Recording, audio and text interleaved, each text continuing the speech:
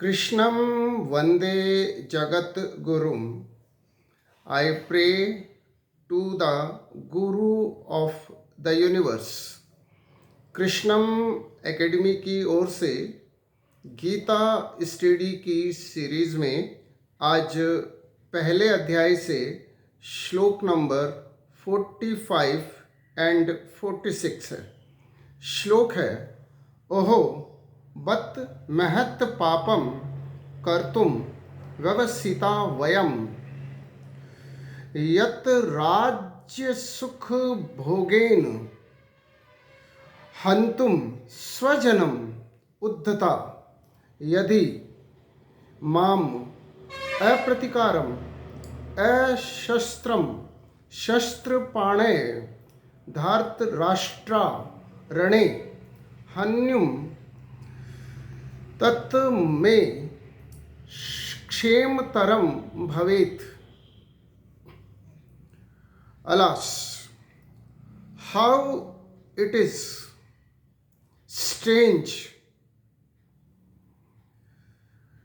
that we have set our mind to perform this great sin with horrifying consequences, driven by the desire of the kingly pleasure. We are intent on killing our own kinsmen. It would be better if,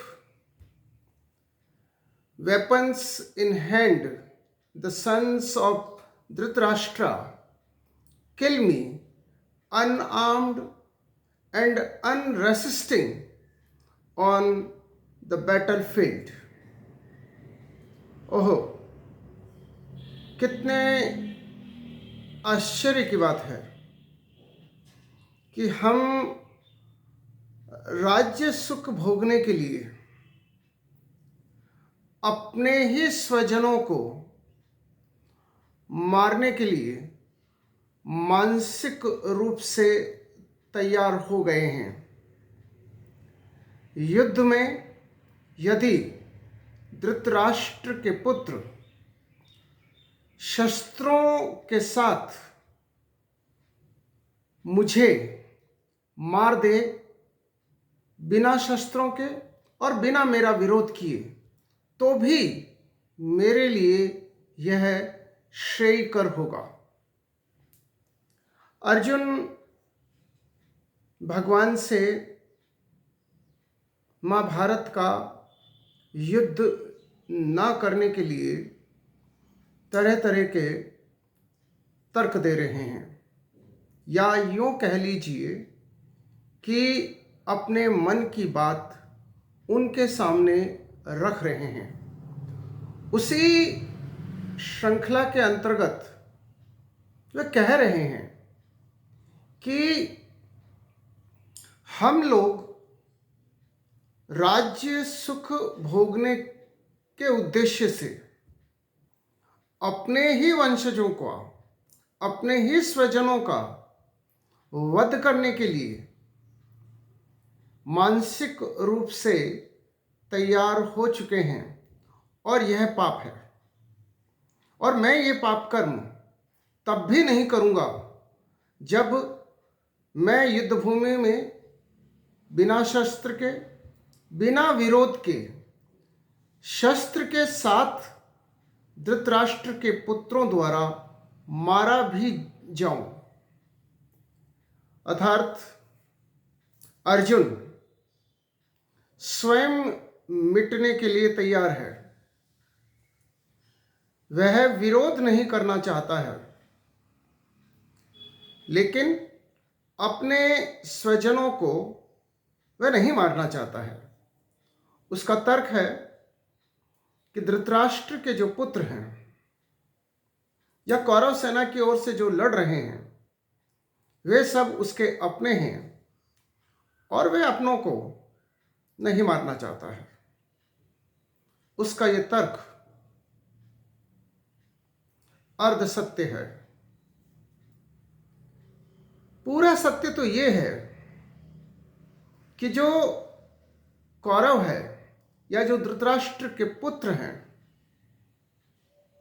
वे अत्याचार, अनाचार, व्यभिचार और भ्रष्टाचार के कर्ता हैं और उसके प्रतीक हैं। इसलिए जो लोग अनाचार करके, दुराचार करके, व्यभिचार करके, भ्रष्टाचार करके समाज को दूषित करते हैं और धर्मपरायण लोगों का जीना कठिन करते हैं, ऐसे लोगों को सजा देना आवश्यक हो जाता है।